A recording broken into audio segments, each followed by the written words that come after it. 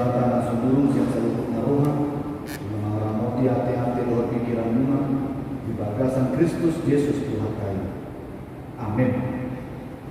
Hatani libatan dihitam di mata surat di buku Job itu 42 ayat itu 1 ayat 10 itu. Jadi dungsun di hata Jahoba aka hata onleng itu si Job nina Jahoba mamandok si Elipas siang teman lunga tung marsi gorgor rimas guru mida ho dohot mida ale-alen si buah hati ai dan hata si tong di Papua hamu tarimo tuau somot na pinabuani na posoku si Job ini nuaipe buat hamuna di hamu pitulunggu tonggu dohot itu biru-biru tunggal jalan lauma hamu manopot na posoku si Job asa di telepon hamu sada pelian si tutungon menguras hamu jalan di tangyanton na posoku si Job hamu. Jadi kata pun rumah di mana gabedang bahimu tuhamu ombarku haotoon bina hem munai aidang hata sitong di Papua hamu dari motu au somona pinaboa ni na posoku si Job tungi lauma si Elipas siang tema dohot si Bildad siang suwa dohot si Sopar siang nakama jala di bahin nasida ma ombar tu hatan Jahoba tu nasida jadi marmati ma rohani Jahoba ala si Job tungi umosing ma di bahin Jahoba pasorion ni si Job uju namatannya ibana mangudihon ali-alina jala nasa arta nabi si Job na jolo si lopik dua ditambahi Jahoba tugi robe ma sude haanggina dohot aka ibotona robi sude donganna magodan manokot ibana laos mangan satu-satu rak dohot ibana di hasangan jabuna jala didok hata sipir di tondina uhud dia pula-puli di mana tarimot tu saluhut inamago guna pinaro di Jahoba tu ibana jala bilehon be ibana sake sita dohot titin sere sadabit dungi modang di pasu-pasu Jahoba si Job di ujungna sianna di mana ai 10 4.000 biru-biruna 6.000 untana 1.000 pasang korbona jala 1.000 halodena boru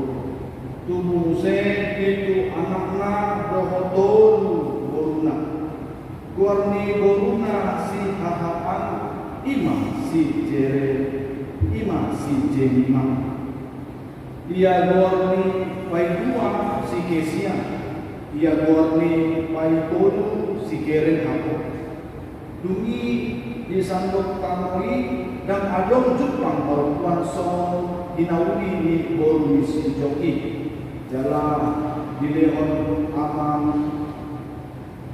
nasida tu nasida hauma bangunan di tempat-tempat di aka di botol nasida dungi angulu dope si Job 140 tahun hari gabe sama dope di lidah pahukuna dohot lintang pola opak sundu dungi mate sarima tuama si Jobi jala mahap rohana di hamuduana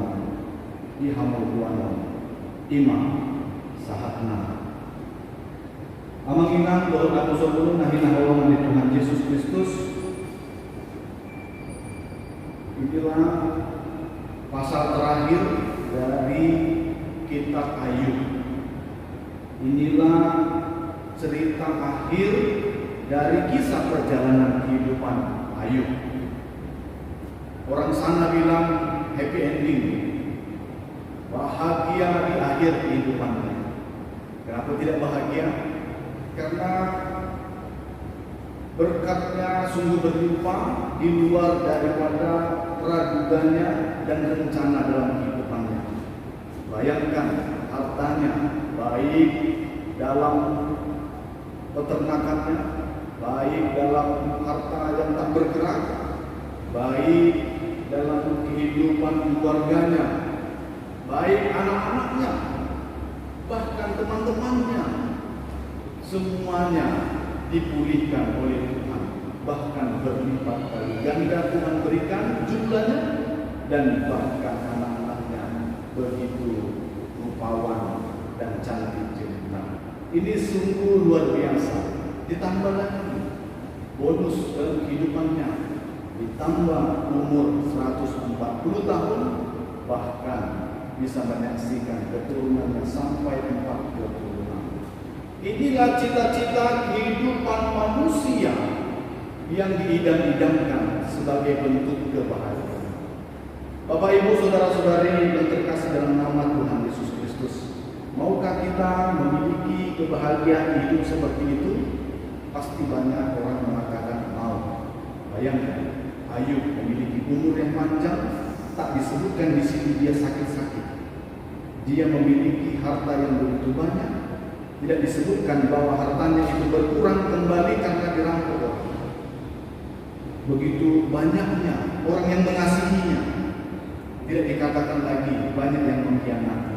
Semuanya dipulihkan oleh Tuhan, dan disinilah menjadi tolak ukur akhir kehidupan orang benar yang setia sampai akhir kehidupannya akan menikmati berkat-berkat Tuhan dalam kehidupannya. Bapak, Ibu, saudara-saudari yang terkasih dalam nama Tuhan Yesus Kristus, jangan hanya berhenti pada kebahagiaan ini. Ternyata di balik kebahagiaan ini ada perjalanan panjang kehidupannya sehingga sampai kepada tahap ini. Tahap mana yang menjadi titik poin balik kehidupan dari Ayub ini? Saya baca perjalanan kehidupan Ayub ini, mulai dia diberkati pada saat di pasal 42 ayatnya yang keempat dan ayat yang kelima, di mana imannya berkata dan dia bersuara mengucapkan bahwa kali ini aku mengenal Tuhan, bukan lagi karena perkataan orang, bukan karena mendengarkan cerita orang, tapi dari pengalaman diri secara pribadi dan langsung melihat perbuatan Tuhan yang ajaib dalam kehidupannya. Baca di ayat 4 dan ayat yang kelima. Ini luar biasa. Ketika dia mengenal Allah secara pribadi, spiritualitasnya semakin meningkat dan meninggi, maka yang terjadi pemulihan, percepatan, dan juga terlipat gandaan berkat-berkat Tuhan terjadi. Apakah itu diminta oleh Ayub? Tidak, itu otomatis diperintahkan Tuhan bagi orang-orang yang seperti Ayub ini. Maka itu jangan heran kalau beberapa ayat Alkitab banyak menerangkan tentang jalan-jalan kehidupan orang benar selalu diberkati oleh Tuhan. Itu betul, itu benar, itu realita kehidupan orang-orang beriman.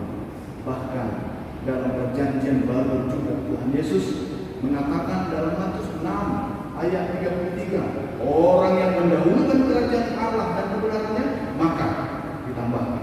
Bukan hasil dari pekerjaannya dan usahanya, tapi ditambahkan oleh Tuhan. Ini luar biasa.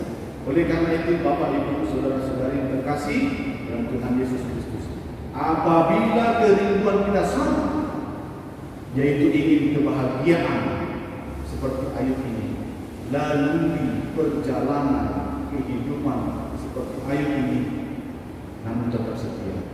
Apa yang dialami oleh Ayub? Yaitu dia mengalami pelajaran kehidupan melalui penderitaan. Kalau orang menerima kebahagiaan terkadang terlena, tapi ketika dalam penderitaan disitulah mulai diuji. Emas pun demikian. Kalau mau diuji dia murni, maka yang akan dilakukan adalah dibakar, terbakar, dan bahkan meleleh. Dan akhirnya berpisah antara yang kotor, yang bukan emas, dan mendapatkan emas yang murni. Ini yang Tuhan inginkan. Melalui penderitaan, maka nampaklah pengalaman spiritualitas, iman orang-orang percaya ini menyaksikan sendiri perbuatan Allah yang ajaib. Kita lihat apa yang Tuhan lakukan untuk memperkenalkan dirinya kepada Ayub. Tuhan memperkenalkan dirinya kepada Ayub yang mana melalui penderitaan. Apa maksud Tuhan? Dalam penderitaan tersebut dia memperkenalkan diri. Yang pertama, dalam perjalanan kehidupan Ayub, dia memperkenalkan diri. Allah memperkenalkan diri sebagai Allah yang penuh dengan cinta kasih. Itu yang pertama. Bagaimana kita bisa memahami Allah yang penuh cinta kasih? Bagaimana Ayub bisa memahami kalau Allah itu memiliki kasih? Padahal dia orang benar. Kalau orang benar seharusnya Tuhan mencintai, mengasihi, memberkati, memberikan yang semua yang enak. Itu imbalannya. Secara manusiawi selalu begitu pikirannya. Tapi ternyata dalam ujian kehidupan ini Tuhan mengizinkan musibah terjadi untuk menunjukkan yang pertama adalah kasih. Coba kita lihat kasih Allah itu bisa kita lihat dalam kehidupan seorang ibu. Di mana kita tahu seorang ibu ketika anak-anak waktu itu masih kecil, anak-anak menjatuhkan gelas, apakah ibunya langsung marah? Ketika anak-anaknya itu membuang kotoran sembarangan, apakah langsung ditendangi, dipukuli? Tidak. Ternyata orang tua ini ketika melihat kesalahan-kesalahan dari anaknya,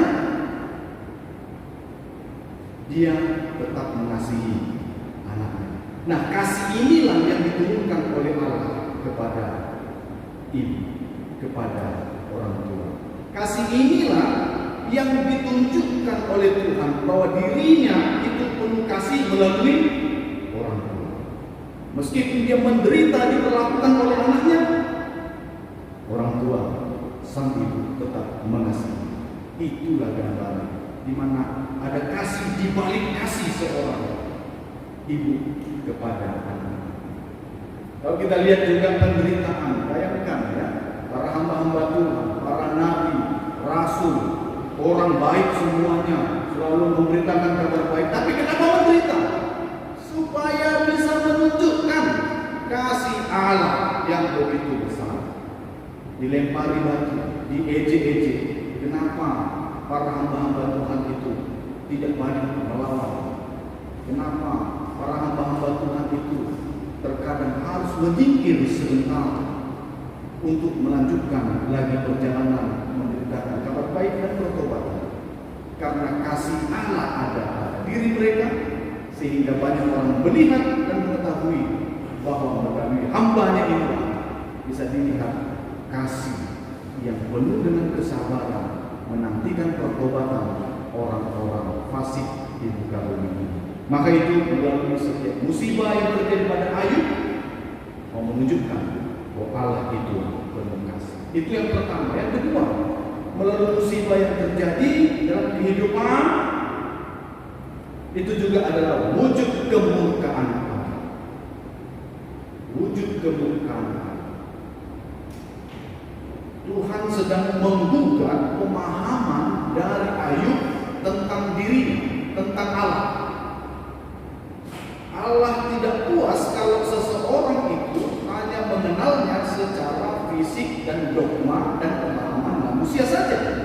Maka Tuhan mengubah itu menjadi pemahaman yang benar tentang dirinya. Ayub digugat saat itu. Sebagai orang benar, beribadah dengan benar, berdoa dengan benar, memiliki kehidupan yang benar, ternyata kenapa ada musibah, ada yang sedang digugat. Tuhan mau menunjukkan dirinya supaya dirinya itu tetap menjadi misteri bagi setiap orang.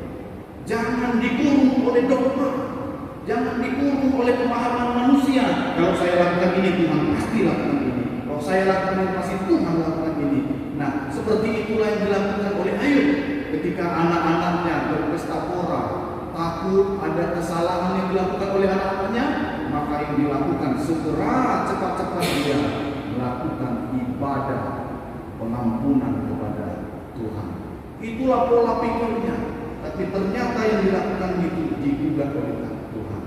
Ya, ada pemahaman pada saat itu dalam cerita Ayub ini yang disebut dengan teodisi, keadilan Allah, di mana Allah itu adil, ya, babat habis setiap orang yang melakukan kesalahan, diberkati selalu orang yang benar di hadapan Tuhan. Di Ayub ini digugat pemahaman teodisi. Ayub yang benar tapi kena musibah. Ayub yang benar tapi mengalami sakit penyakit. Ini sedang digugat. Oleh karena itu Tuhan memperkenalkan diri melalui musibah yang terjadi pada Ayub ini. Dan selanjutnya wujud kemurkaan Allah bukan hanya itu. Secara luas bisa kita lihat dalam cerita-cerita Alkitab, Sodom dan Gomora pada zaman Lot. Ya. Yang dihukum itu Sodom dan Gomora, tapi Lot pun ikut menderita. Harus melarikan diri sekencang-kencangnya, sejauh-jauhnya. Bahkan dia sedih karena istrinya pun menjadi tiang garam di tengah-tengah pelarian mereka terhadap hukuman terhadap Sodom dan Gomora. Terkadang orang benar mengalami musibah, bisa mengalami musibah karena perlakuan orang lain yang jahat. Demikian juga kita bisa melihat manusia-manusia jahat di zaman Nuh. Ya, orang-orang yang jahat. Tuhan menghukum yang jahat itu, tapi Nuh pun ikut menderita. Dia hidup di atas kapal. Ini sungguh di luar dari pemikiran. Karena apa? Tuhan ingin membuka setiap manusia. Jangan mengkotakkan Allah itu sesuai dengan pemikiran dan logika. Biarkan Allah sebagaimana dia ada, yang penuh dengan misteri. Dan yang ketiga, musibah yang terjadi, Tuhan ingin memperkenalkan kepada manusia, khususnya kepada Ayub, bahwa dengan musibah ini Tuhan memberi peringatan kepada manusia. Ya, terkadang memang begitu ya. Lazim manusia itu adalah cenderung lupa atau pura-pura lupa atau hilang ya. Itu yang terjadi. Makanya itu Tuhan perlu mengingatkan. Bagaimana alarm mengingatkan? Salah satunya adalah musibah yang terjadi. Sama seperti orang tua ya, ketika dia manggil anaknya, ya, Uco, dua kali panggil, enggak bergerak juga, padahal dekatnya, jaraknya, panggil lagi ketiga, Uco, enggak mau juga. Panggilan ketiga dan keempat apa yang akan dilakukan? Ketiga, keempat, bahkan kelima dengan nada yang tinggi, Uco, barulah dia tersadar, mengingatkan untuk datang. Ya, bukan hanya itu, toh dia tidak mau lagi. Yang ke-8 dan yang ke-9 akan dipanggil lebih melengking lagi, bahkan dengan jeweran kepadanya. Ini peringatan. Oleh karena itu, melalui musibah yang terjadi, mengingatkan manusia-manusia yang lupa akan keberadaan diri. Yang keempat, Tuhan ingin memperkenalkan melalui musibah ini untuk menunjukkan bahwa Allah itu memiliki kuasa. Allah itu ingin menunjukkan kebesarannya kepada manusia. Dia menunjukkan kebesaran. Jadi bukan apa yang di dunia ini, tapi kebesaran Allah melebihi segala sesuatu. Maka itu Ayub mengakui, mengalami, bahkan imannya juga berkata, dia kenal Allah yang ajaib itu ketika sudah melewati masa-masa sulitnya itu. Kalau kita lihat di ayat yang lainnya dalam firman Tuhan, begitu banyak kebesaran Tuhan yang ditunjukkan. Salah satu yang berkesan bagi saya adalah cerita tentang Yunus. Nah, dipercepat saja cerita Yunus tentang yang mana dia ditelan ikan besar. Bayangkan kita di atas kapal si Yunus itu dilempar ke laut. Aturannya dilempar ke laut lalu berenang-berenanglah ke pinggiran kan? Selesai. Tapi ternyata tidak berhenti di situ, ada ikan besar. Siapa yang mengontrol, menggerakkan, menyuruh, memerintahkan ikan besar itu menelan Yunus? Keluhan Tuhan. Artinya Tuhan mau menunjukkan kemahakuasaannya, bisa mengontrol segala sesuatu. Yang lebih dahsyatnya lagi, ketika Yunus ini masuk ke perut ikan, dibawa ke dalam laut, ke dalam dan bahkan lebih dalam lagi. Setelah itu bertobat dan berdoa si Yunus, maka diperintahkan untuk naik ke daratan untuk dikeluarkan. Siapa yang menyuruh? Aturannya selesai kehidupan Yunus, tapi ternyata Tuhan mau menunjukkan kemahakuasaan dan kebesarannya. Maka itu Bapak Ibu Saudara-saudari yang terkasih dalam nama Tuhan Yesus Kristus, di posisi manakah kita mengenal Tuhan dan Tuhan ingin memperkenalkan diri kita melalui perkara-perkara yang besar dalam kehidupan kita, kesulitan, kesusahan, apalagi di masa Covid ini. Tuhan ingin memperkenalkan diri secara pribadi kepada kita. Oleh karena itu, berdiam diri sejenak, kenali Allah kita. Mau apa Tuhan dalam kehidupan yang sulit saat ini? Tuhan mau apa? Sehingga kita bisa mengenalnya. Ingat, tidak rugi, tidak sia-sia orang yang mencari Allah, karena di akhir kehidupannya seperti Ayub diberkati oleh Tuhan. Maka itu kiranya kehidupan kita senantiasa menjalani hari-hari dan kehidupan kita sesuai dengan kehendak Allah. Kemanapun Tuhan membawa kita, kesulitan apapun yang kita hadapi, tetaplah setia kepada Tuhan. Kesetiaan itu membawa kita pada berkat-berkat Tuhan yang melimpah, bukan hanya di dunia ini, namun dunia yang masa depan juga akan diberikan kepada kita. Kiranya Tuhan memberkati kita semua, sehingga dengan memahami ini kita dapat menceritakan kepada anak cucu kita bahwa Allah yang kita sembah tidak bisa kita atur, tidak bisa kita kotak-kotakkan dengan logika kita, sehingga yakinlah anak cucu kita terus kita budayakan memahami akan Allah yang demikian, mereka hidup di dalam Tuhan dan diberkati. Tuhan Yesus menyertai kita semua. Amin. Kita bersatu dalam doa. Bapa kami yang di surga, kami sungguh mengucap syukur. Firman-Mu kali ini mengingatkan kami bahwa hidup orang benar yang setia dalam kehidupannya, bahkan sampai matinya, akan selalu disertai oleh Tuhan. Penyertaan Tuhan begitu ajaib, sehingga meskipun ada kesulitan, kesusahan, musibah, dapat kami lihat bahwa karya Tuhan sangat besar. Kami alami secara pribadi lepas pribadi, keluarga lepas keluarga, dan kami anggap itu sebagai berkat-berkat kami yang kami terima dalam kehidupan kami masing-masing. Oleh karena itu, kiranya kami diberikan kekuatan untuk sabar dan setia sampai kehidupan kami berakhir. Terima kasih Bapa, terima kasih. Sudah begitu banyak doa-doa kami yang kami sampaikan melalui doa syafaat. Kiranya Tuhan mendengarkan dan mengabulkan.